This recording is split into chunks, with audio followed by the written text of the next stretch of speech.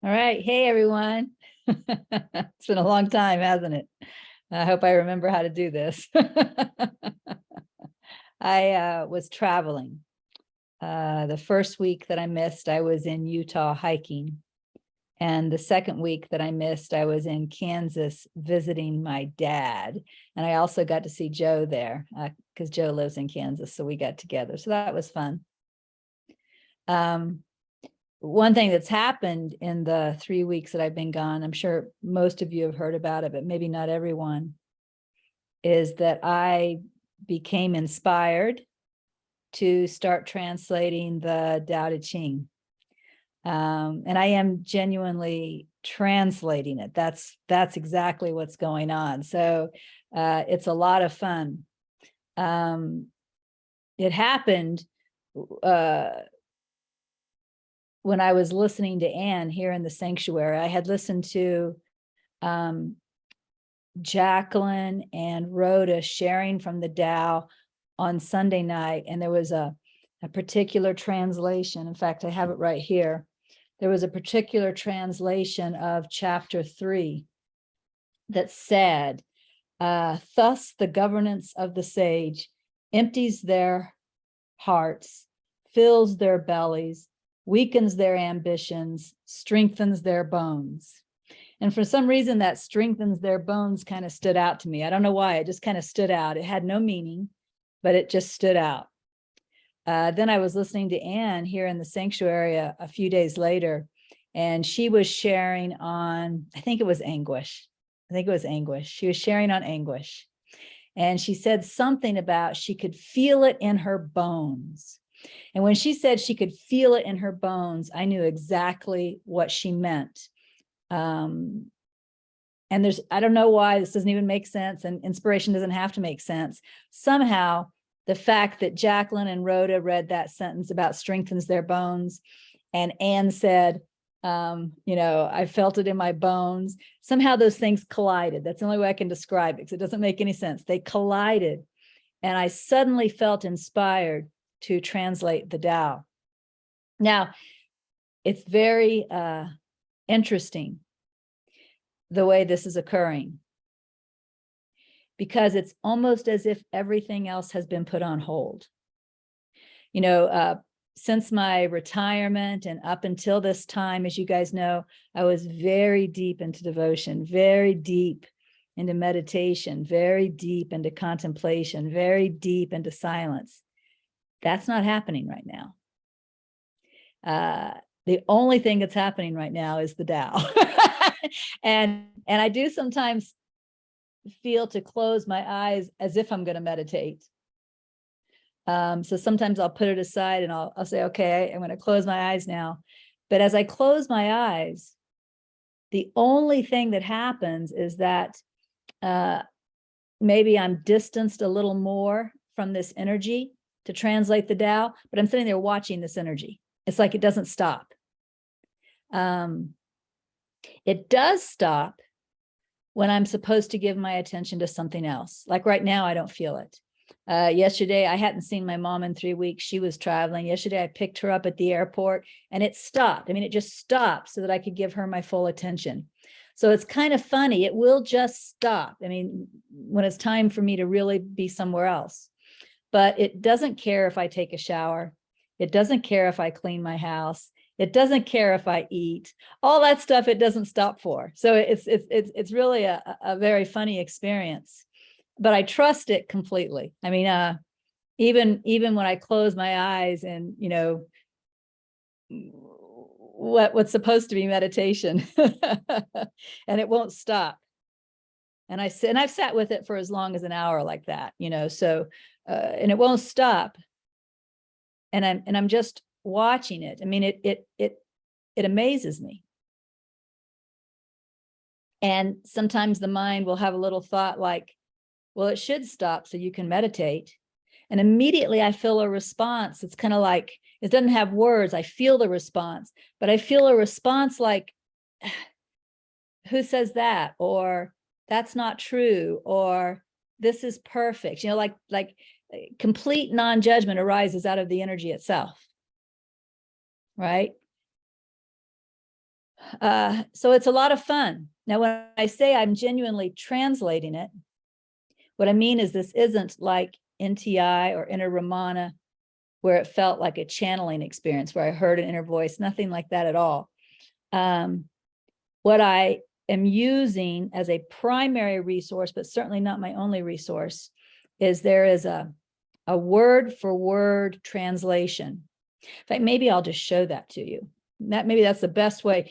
You know, they say a picture is worth 1,000 words. Let me just come over here and show that to you. So if I come I have a bookmark because I go to it so much. So this is a word for word translation. It's done by the Center for the Tao, which you can see right here. And notice I can click on any of these. So let's go ahead and just go to one.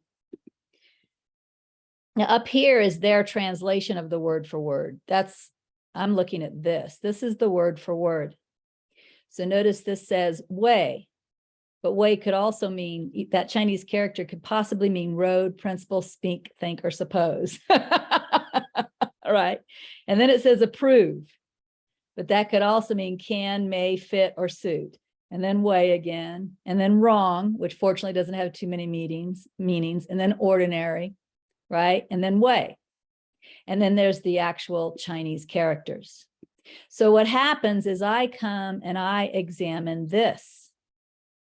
And I am learning, actually, I've just finished the 30th chapter. I'm really learning how to read this. But what I do is I come and examine this and kind of do like a really rough draft. And then I look at this and just see if there's anything that I think that I misunderstood. And then I have a couple of other resources. One is this Tao Te Ching PDF. It's also called a literal word-to-word translation, but to be honest, it's not as literal as the one I just showed you. But I can look at it and see if they translated any of the words differently where I think I was wrong and they were correct. And then I also have this book, which is another Chinese translation. Both of these Chinese translations that I'm showing you now were given to me by UN. So I look at them and then sometimes sometimes these Chinese translations don't agree. And so when that happens, maybe I want to know what these characters say, for example, because somebody didn't agree on them.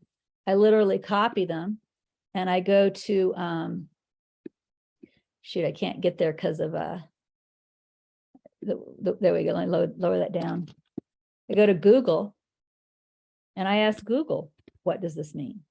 Oh, that didn't help because Google kept it in Chinese. Let me pick something else that Google won't do. Every now and then Google does that, but usually it gives me some English meaning. Let me pick something else. Let's go down here and pick these words. Go to Google.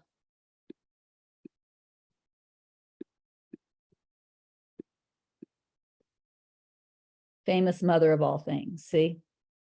So I'm using all of these different resources to translate the Tao.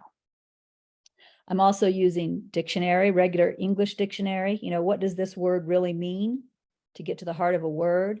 I'm using the thesaurus. Is there a better word than this word for me to communicate? And then in the end, after I've translated it, I go to a couple of contemporary sources. I go to Derek Lin. I also have this one that I used to teach from. I don't remember who did this one. It's not on the front, but anyway, I go to this one and I just kind of look at, again, how did they translate it? And is it possible that I misinterpreted something, misunderstood something, and just tweak? So, it takes me about 3 hours to translate one chapter, with all of this checking. And then what will happen is I'll be walking the dog or something, and suddenly I see, ooh, this word would be better than that word, or taking a shower. Oh, this word would be better. And I come back and I edit it. But that's the process I'm going through, right? The first thing that has to happen is comprehension. then it can be contemplated, then it can be lived. But if the comprehension doesn't happen in the first place, the other two can't follow. So that's really my focus on this translation is not changing it. You know, there's something in A Course in Miracles, I don't remember the exact line, but there's something in A Course in Miracles literally about a translator and how the translator attempts, when they're going from one language to another language, they attempt not to change the meaning, right? So I'm not trying to change the meaning, but I am trying to clarify it so that people can actually understand it. So that's what I'm doing. And like I said, it's a lot of fun. Grace Unfolding. I don't know if I have that version. I have no idea. I would have to know who did it. I'd have to know the name of the person. But most of the contemporary ones, you know, like Stephen Mitchell and let's see, I have Wayne Dyer and I have Ursula Le Guin. Most of them, although I started off looking at them a lot, I don't actually pick them up very often, because they aren't as close to the literal as I am trying to stay, right? They're beautiful, but they took more, you know, they took a little more liberty in their interpretation. I'm actually trying to take less. So I stick more with the ones that were written by people who know Chinese.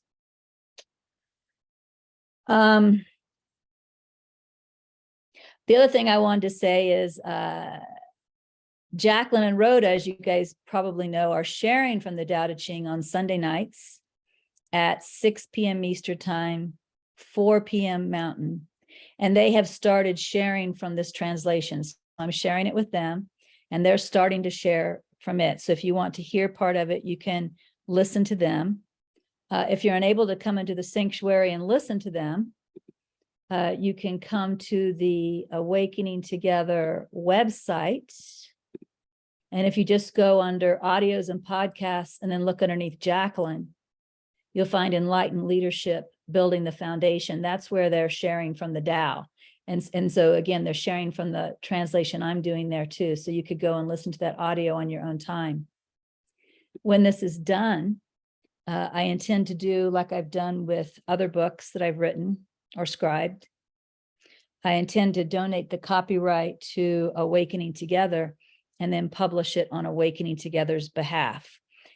And I think, I mean, if the rate of this energy continues as it is, I think that this within, you know, a couple of months, 3 months max, I think this will probably be published, because it's really, I'm doing about 10 chapters a week. So it's moving pretty quickly. At least that's been the pace so far. And that's even while I was on vacation. So just wanted to fill you all in on that.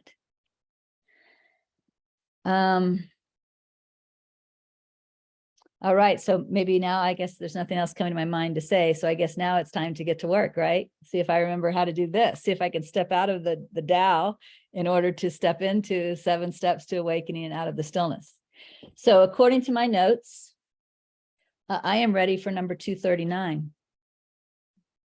Regina, could you speak for a minute about not sharing the this until you get it published?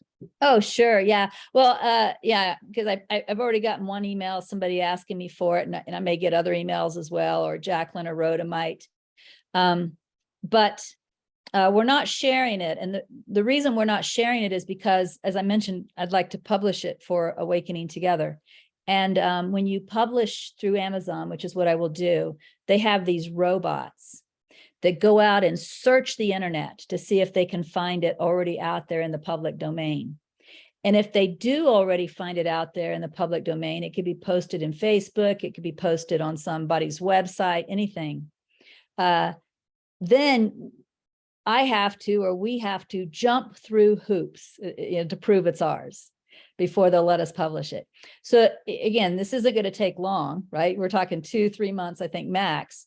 So right now we're not sharing it with anyone, just because somebody may get all excited and put it on Facebook or put it on their website or whatever, and then we have trouble publishing it. So for that reason, we're not sharing it. But again, it should be available very soon for everyone, if anybody is excited. Thank you, Jacqueline, for asking me to share that. Yeah. So again, we're going to start with number 239. And I will do as I always do. I'll read from the 7 Steps to Awakening first. When the full identity is reached, that the self is all and there is no other, the various perceptions rife in the absence of self-inquiry and self-abidance are all seen as mere mistakes. When the full identity is reached, I love, first of all, I just want to comment on this. These first 4 words, when the full, oh, actually it's first 6 words. When the full identity is reached. For various reasons, there's a whole host of reasons, and these hosts of reasons aren't important. But I have been exposed once again, it's happened before. I have been exposed once again to people who say things like, I'm awake, or when I awakened, or, et cetera, et cetera. And it is clear that they are not awake. It is clear that they are not awake, not what I would call awake. I think that they have probably had some kind of mystical experience, or in some cases, they've had a couple of significant shifts. But there is still not only a lot of ego there, but there's still a lot of believing of the ego there, right? Which is not what I call awake. So I happen to be listening. I was listening to books on Audible as I was driving to Kansas and back. And let me see, it's fun. I can listen to a book and not know the name of it, but fortunately I can look up the name of it. I was listening to Adyshanti. The End of Your World is the name of the book. The End of Your World. And what seems to be, as far as I can tell, the purpose of this book is to help gently coach these people. But Adyshanti does comment, he says there are teachers who would say that's not awakeness, right? That's not awake. He goes, I don't say that. If you had even a glimmer, I say you're awake, so that kind of stuff, people can use that word differently, right? It's just a word. But he clearly goes on to coach them about all that still needs to be done in order to continue this awakening process, right? So you may have had a start, like Nisargadatta said, that people mistake the noon for the dawn, right? The dawn for when the sun is fully in the sky is what he means. You may have had a start, but you are by no means there, right? You're by no means there.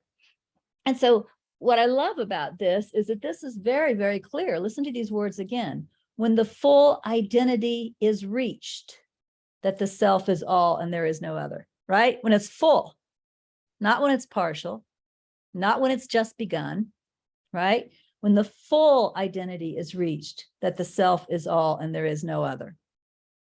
Then the various perceptions rife in the absence of self-inquiry and self-abidance are all seen as mere mistakes.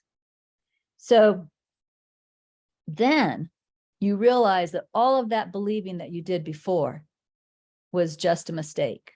But something else I love about this quote, listen to this, the various perceptions rife in the absence of self-inquiry and self-abidance. So what this also says to me is, it's not like you're completely wrong-minded and then there's boom, this awakening and you're completely right-minded, right? There's this, lots of people say there's not a process, but that's not true. There is. There's this process of, you may have had a boom, but that boom was just getting you started. There's still a lot of believing going on here. And so you go through this process of self-inquiry, you go through this process of meditation, maybe you go through this process of journaling, right? Contemplation.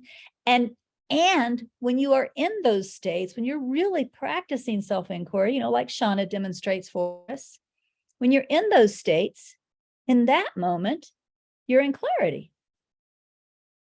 So there's this period of I call it living in the split mind. Sometimes you are in clarity and sometimes you are not.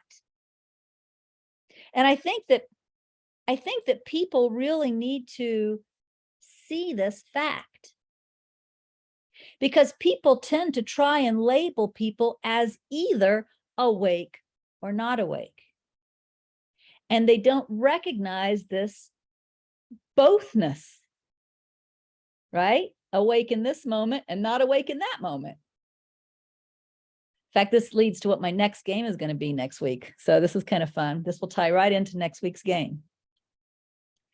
But almost everyone who's had any type of an awakening, almost everyone who's had any type of an awakening lives in the bothness.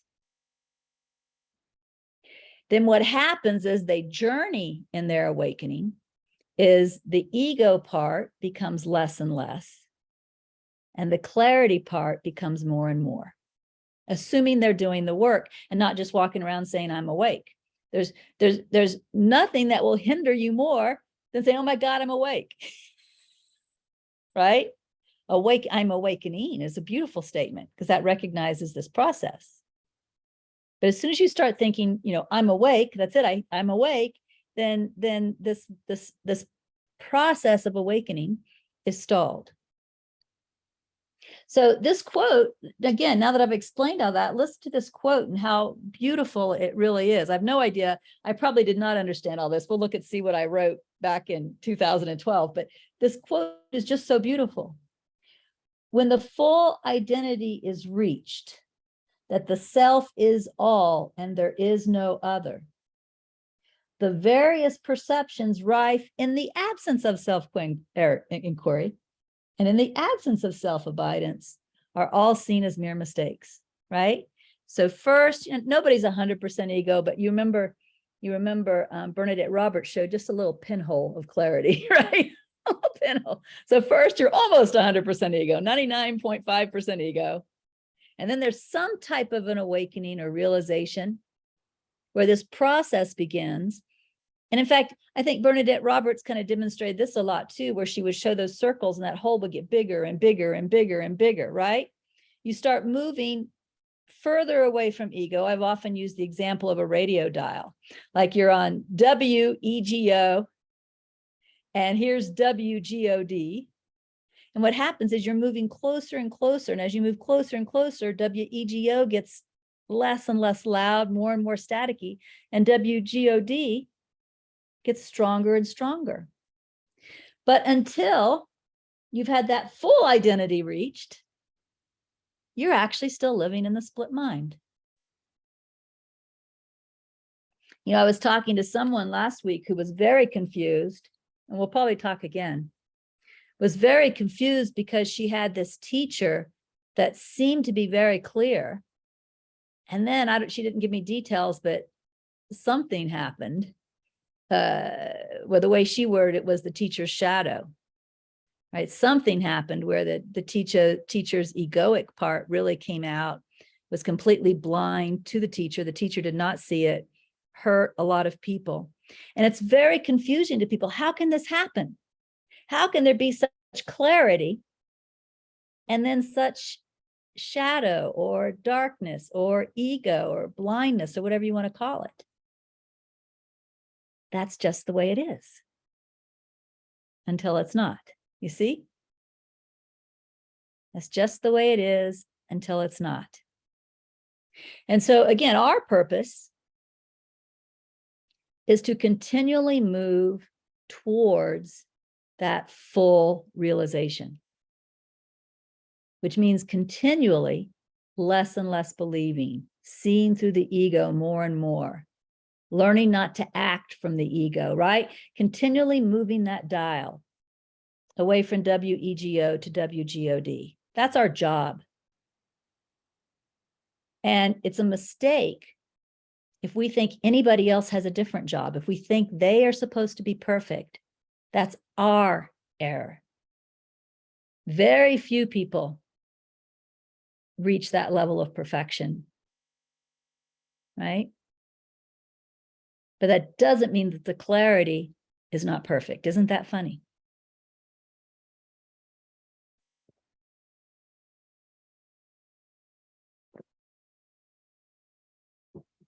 Some people, it appears, I'm going to use the example of a stage, although, it's not always a stage, but some people, it appears, are very clear when they're on stage, when they're in the teaching role.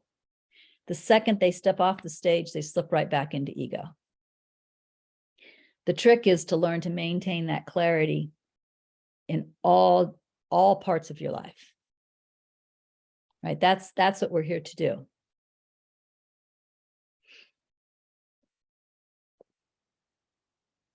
So when the full identity is reached, that the self is all and there is no other, the various perceptions rife in the absence of self-inquiry and self-abidance are all seen as mere mistakes. Okay, now we know how Regina sees that quote today. Let's see how Regina saw this quote a long time ago.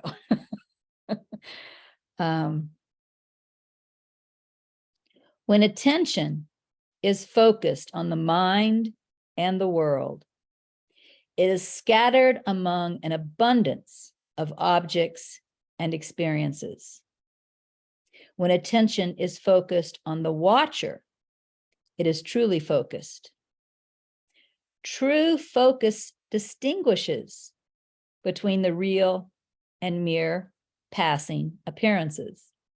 Okay, well, as divine coincidence would have it, this reminds me of the experience I have now when I close my eyes as if I'm going to meditate and I'm watching that Tao energy.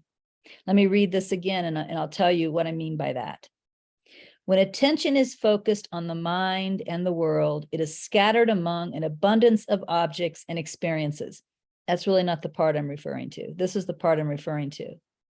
When attention is focused on the watcher, it is truly focused. True focus distinguishes between the real and the mere passing appearances. So I told you all that right now, as I go into, what I call meditation, although the experience is very different than before. So that's why I'm putting meditation in quotes. I'm closing my eyes, but the experience is very different. I close my eyes and immediately shift deeper into the watching. That happens anyway. All right. But then what happens is this energy, it's just like this. This energy is there. But what happens when I am in meditation with the energy is there is this absolute clarity that it's temporary and it belongs here now. Right? That's the clarity. If I hadn't looked at it in meditation, I don't know that I would have that clarity. Notice this says that when attention is focused on the watcher, it is truly focused. And then it says true focus distinguishes between the real and mere passing appearances. So this energy that is leading me to translate the Tao furiously, like my butt's on fire, is temporary and merely passing, right? And that is seen when I close my eyes in meditation. It's just seen. It's seen that it's temporary. It's also seen that it's absolutely perfect that it's here. Like it doesn't in any way need to be different. It doesn't in any way not belong. It's not like it's supposed to go away when I meditate, right? If it's here, it's absolutely perfect that it's here. But this clear seeing happened in meditation, right? So what this is saying then is that when we are focused on the mind, of course, means our thoughts, and we're focused on our thoughts, or we're focused on what's going on in the world, our attention is scattered. And we all know that, right? That's not news to anybody, is it? But it says, if we can learn to focus our attention on the watcher and abide as the watcher, that's when we see these things, which may still be here. Some energy may still be here. Some worry may still be here. Let's say you're worried about something. You close your eyes to go into meditation. Maybe the worry doesn't disappear, just like my Tao energy doesn't disappear. But there you see, this is through there that you see, this is just temporary. This is passing. This is not the reality, right? Because the only thing, if you go into meditation every day, once a week, hopefully more than once a month, it'll be a slow learner if you go once a month. You'll learn faster if you go once a day. If you go into meditation once a day, and no matter what's going on in your world that day, you go into meditation anyway and sit with it, like I'm sitting with the Tao energy. What you start to notice is the one thing that's constant is the watching, or the I am, or the presence. And all this other stuff is passing. You know, last week you were sitting here with your eyes closed and these worries were showing up. This week you're sitting here with your eyes closed and this pride is showing up. You know, look how good I was, right? This week you're sitting here with your eyes closed and this planning is going on. But what's consistent? You see, you start to notice that. You start to notice that all these other things are temporary and passing, but what's consistent is this presence that's here, you know, which is always here, but I especially notice it when I sit down and close my eyes with the intention of noticing it. And so what this is saying is that through meditation, or through the practice of watching the watcher, you gain the clarity, or what Nisargadatta called the discernment of noticing what is real and permanent and what is temporary, and I'm going to say ultimately meaningless instead of unreal. Ultimately meaningless, right? If you're all worried about blah, blah, blah, blah, blah today, and next week that's completely gone, and you're all focused on blah, blah, blah, blah, how important was last week's blah, blah, blah? And therefore, is today's blah, blah, blah any more important than last week's, which is now forgotten, right? You start to see this. And that allows you to step into more of a state of equanimity with whatever is here.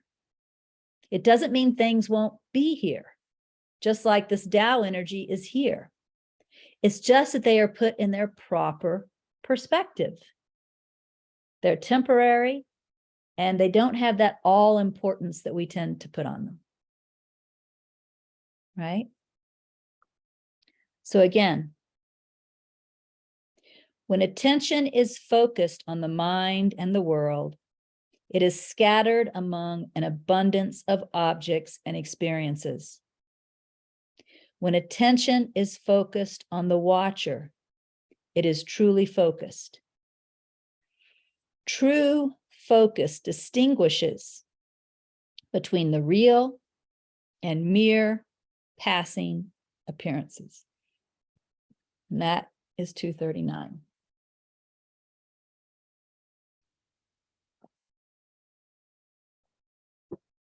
All right. Oh, I want to say something out of context here. It just popped into my mind, so I want to say it now. I will not be here next week because Helen Hamilton is here, but I do intend to be here all of May, including the week that I'm in retreat, because I'm only in retreat from 9 to 12 and 4 to 6, which means, and this is 1 o'clock at my time. So there's no reason why I can't be here. And I've missed being here. So there, that's been said. Now we can move on. So the next thing we're moving on to is 242. 242 in the 7 Steps to Awakening says, destroying through discrimination the basic error that I am the body, an object, and rejecting it and the world as mere mirages, faults. The awareness that surviving shines alone as being, that am I. This is Muru Ganar, I can tell, that poetic way. It make, one thing about, I mean, it's Ramana Maharshi's teaching, but Muru Ganar's writing of Ramana Maharshi's teaching.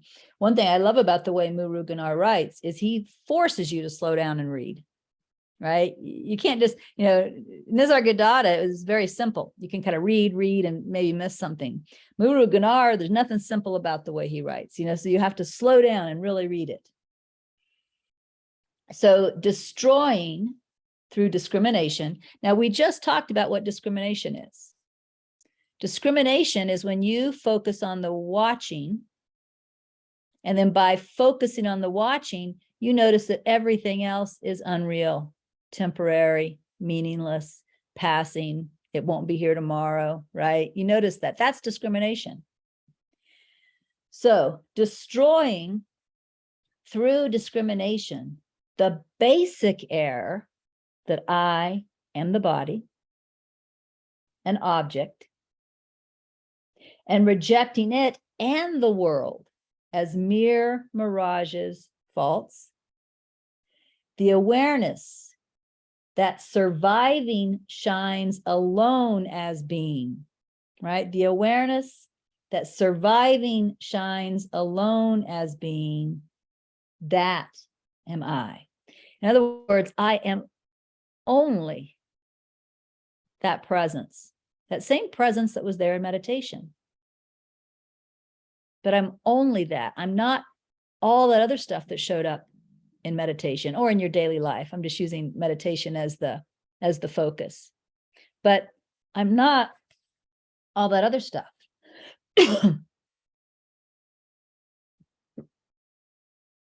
In fact, I got a little tickle in my throat. We'll see how it goes. It wants my attention right now. It says, me, pay attention to me. This Tao energy is interesting because of how it came up so spontaneously, even though I've always said I want to translate the Tao. The starting of this seemed to have nothing to do with me. Isn't that funny? And the fact that I'm working on it almost all of the time has nothing to do with me. It's the energy, right? It's the energy doing me. I'm being done, right? It's not me doing, it's doing me. And I'll tell you, that's incredibly obvious from this perspective, right? It's not me doing, it's doing me. So it is passing, right? It came into being. It'll be here probably until the Tao is finished, and then I'm certain it will disappear. What purpose could it have after that, right? It'll just vanish. So if I was to identify with, I'm translating the Tao, that would be a huge mistake, because that's not I. The translating of the Tao is what's happening right now. And it's really not even coming from me or happening of me. It came in, it's here, and it will leave. But what am I? You see, that's what this is focused on.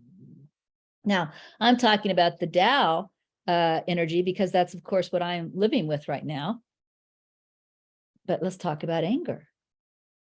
Let's talk about hatred. Let's talk about jealousy. Let's talk about unworthiness. Let's talk about guilt. Let's talk about fear. Do you think any of them are different? Aren't they just an energy that came in? It's here right now, and at some point it leaves. So why would I identify as an angry person? Or why would I identify as hateful, as a hateful person? Or what a lot of people seem to love to identify with, why would I identify with being unworthy or being inadequate? You know, why would I identify with any energy that comes in, is here temporarily, and leaves? Isn't that extremely short-sighted?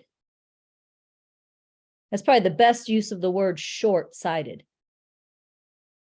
right? If I identify with these things and I say that I am, right? Short-sighted. So again, this quote says, destroying through discrimination the basic error that I am the body. We could say also through discrimination, the basic error that I am anything that arises temporarily in my space. Right? And again, we do this by being the watching. Because of being the watching, by watching the watching and being the watching, we notice the watching is all that's constant. The presence is all that's constant. All these other things come and go. And so by seeing this with absolute clarity and not forgetting it when we step away from the meditation seat, we see I am not that. That is here. We don't ever deny that it's here. But I am not that. Now, a lot of times we don't go around saying, I am hate, I am anger, I am jealousy. We don't say those things, but we act as if we are. Anger arises, what do? Hate arises, what do? Avoid that, avoid that. Unworthiness arises, what do? Oh, I hope nobody saw that. Right? Whatever. Do you see how we're identifying with it? We're taking it on as me. Do you see how foolish that is? So we want to really get good at noticing what I am. And then all these other things are coming and going. And we're only doing that really if we're not identifying with them. So we want to learn not to identify with these things that arise. We also do not deny these things am I denying the Tao energy?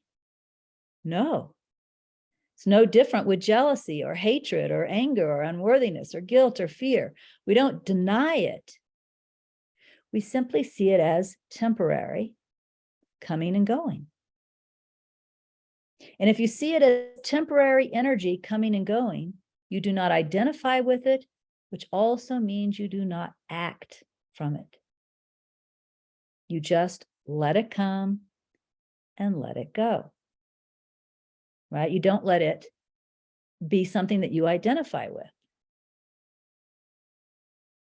And if you do identify with it temporarily, you let that go. Right? It's always about letting go of anything that's temporary, not clinging to it. You know, if I was to cling with this to this Tao energy, I'm only 62. I could easily spend the rest of my life talking about me and my interpretation of the Tao and how much better my interpretation is of the Tao than so-and-so's. And, you know, I mean, right? You see people do this with their books, don't you? But if I just see it as an energy that's here and has a purpose, because this is different, of course, than hatred or whatever, you know, I am going to act from this energy. This is an inspirational energy. There are inspirational energies that are sent to move you, right? So as long as this inspirational energy is here, I'm going to let it move me. When the inspiration is over, I'm going to forget about it. Right? I'm not going to cling to it. Always pay attention to what we are. Have the discrimination to know the difference. So this is talking about going all the way to noticing that I'm not the body. Destroying through discrimination the basic error that I am the body, an object, and rejecting it and the world as mere mirages, false. The awareness that surviving shines alone as being that I am, right? I'm the one thing that's always here. That and not all this other stuff that's showed up, come and gone, showed up, come and gone. Doesn't mean stuff hasn't shown up, come and gone. It's just that's not what I am. And I do not need to identify with that. It's not what I am. So let's see what I wrote.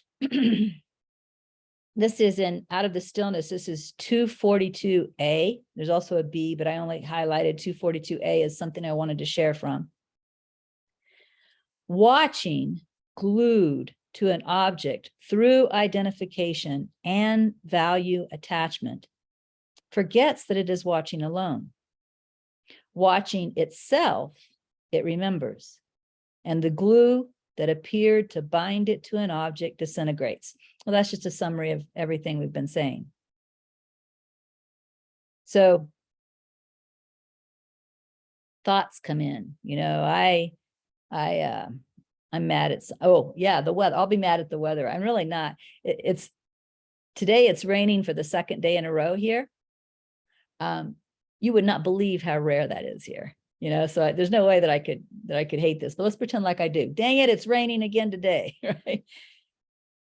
If I'm just looking out the window, focusing on the rain, thinking about what I want to do today, and this is in my way, I'm going to get very frustrated, maybe very angry, right? But that's because I've glued my watching to those thoughts. I've glued my watching to those thoughts. The rain is ruining my plans, and I'm feeling all those emotions. And in that moment, I'm identified as the one who doesn't like this, the one who wants it to be different. That's who I am. That's who I'm identified as. So watching glued to an object through identification and value attachment forgets that it's watching alone. You see how I forget that? When I'm upset about the rain, I forget that I'm just presence. However, watching itself, and again, this is the value of meditation. Watching itself, meaning, watching. We call that awareness, watching awareness, but it's watching. We have the noun and the verb, see, watching. And then what's that last thing? I guess another noun. Watching. Watching itself, it remembers. And the glue that appeared to bind it to an object disintegrates. The more I pay attention to the fact that I'm the watching and none of the things that come and go, pretty soon these things are coming and going. I mean, a thought may show up, damn it, it's raining again. But I'm able to see the thought and not glue myself to it. You see, I'm able to, and what happens, for those of you who don't already know this, what happens at some point is that these thoughts, first of all, they show up with less frequency. There's no doubt about that. But when they do show up, there comes a point where they don't have any gravitational pull to them anymore. They don't affect, I always say right here in the chest, I don't feel anything about them anymore. I don't feel the slightest bit of frustration. The thought may have been there. I wish it wasn't raining, but it doesn't connect. What that really means is I didn't connect to it. I didn't glue myself to it.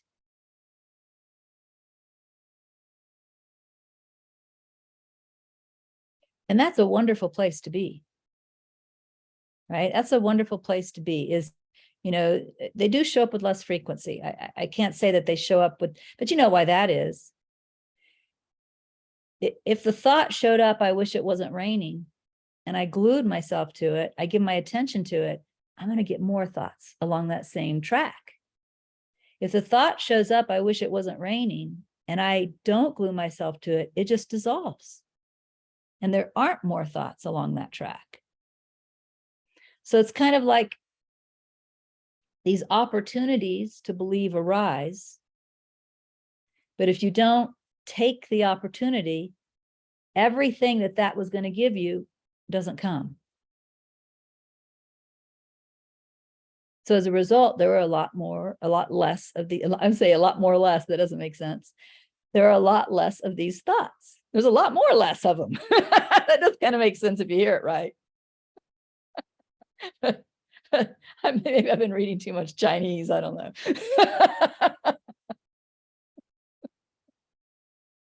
Because that's probably how it would be written. A lot more or less. Then I got to figure out what that means. All right. So 242A again.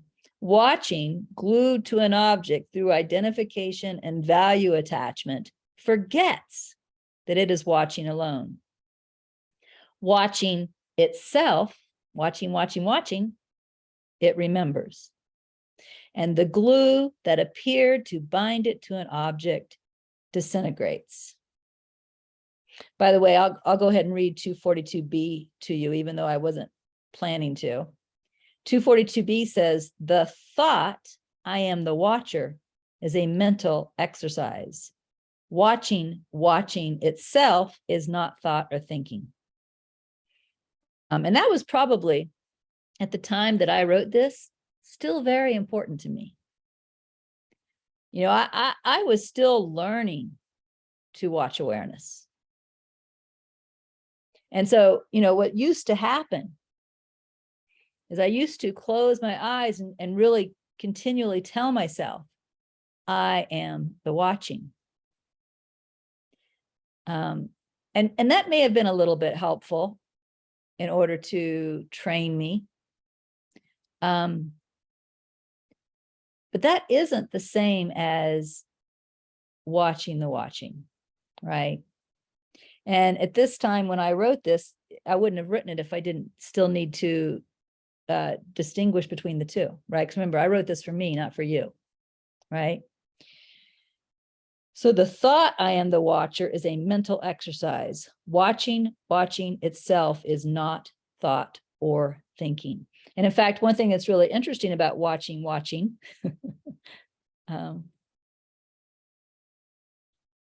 is that any thought can show up.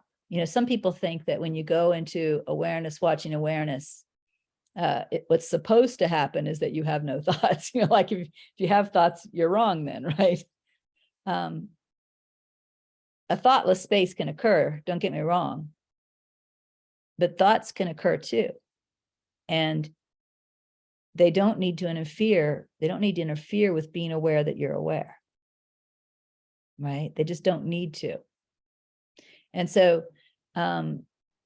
that's really what you want to do, is just remain aware that you are aware. But in the beginning, I used to do this. I mean, I would do this in my mind while I was meditating. I still think it was probably helpful, but I knew I had further to go.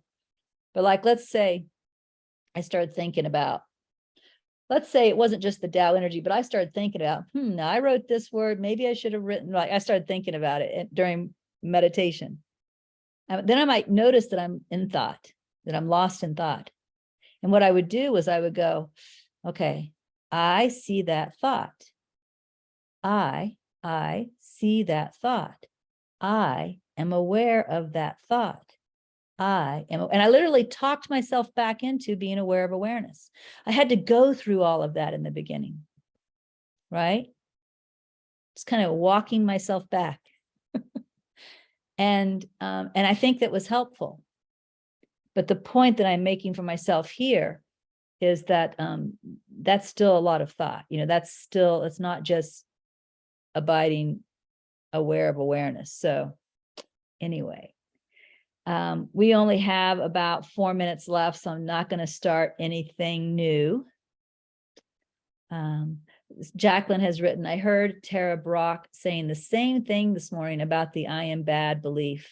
If you are believing you are unworthy, you are identifying with the ego, which, by the way, is unworthy. That's funny. Yeah, that's true. Not worthy of your attention. With 4 minutes, any of you guys want to say anything, since that's all we have? Nobody? Nobody's going to rescue me? Oh, yeah, Ruby's going to rescue me. Go ahead, Ruby.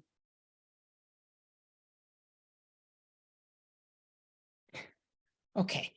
I was had the same experience, kind of the same experience that you're speaking of now when I was doing my self-inquiry, but it was just so much, you were just so much clearer. But I was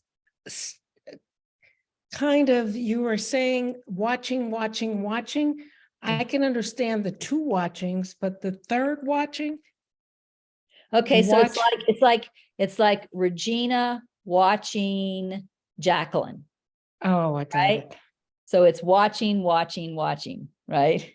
Regina's watching the thought. No, well, I wish I was an English teacher. I'm not. There's two subjects in the sentence, though, right? Yes, I got it. There's both who is doing the watching, the verb is watching, and then what is being watched. That's it. Who is doing the watching is doing the watching. What's the verb? It's watching. What's it watching? It's watching. So it's watching, watching, Okay. watching. There, how's that? I am an English teacher, kind of. Okay, thank you. Thank you. Yeah, sometimes the spiritual talk, you get into these weird sentences, right? So anybody else want to say anything in the last 2 minutes? Okay, Jim, go ahead. I was intrigued when you shared about the energy moving us, Yes. rather than us moving the energy. And I thought that's the same thing with spiritual intuition. It comes up and it moves me in a particular direction. But also I've experienced that if I don't let that pass, if I, follow up on it and I don't allow it to pass, then it becomes I get back into the ego, it's desiring that. So, Yeah.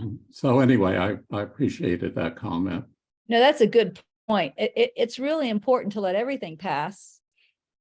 And it doesn't matter if it's, what we might call right-minded or wrong-minded. It's not like, okay, guilt rises up, I have to let this pass, but this inspiration rises up and I got to cling to it, you don't cling to anything, right? So like I said, this energy will be here as long as it's here.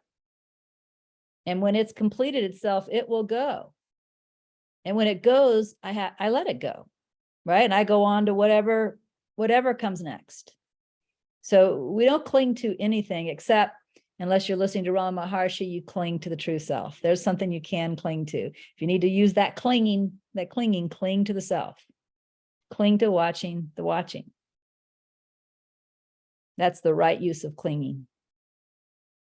Okay, we are now out of time. Thanks, y'all, for helping me to use up those last 4 minutes. Again, Helen will be here next week, but as far as I know, I will be here all of the other Wednesdays in May. So I'll see you then. Bye.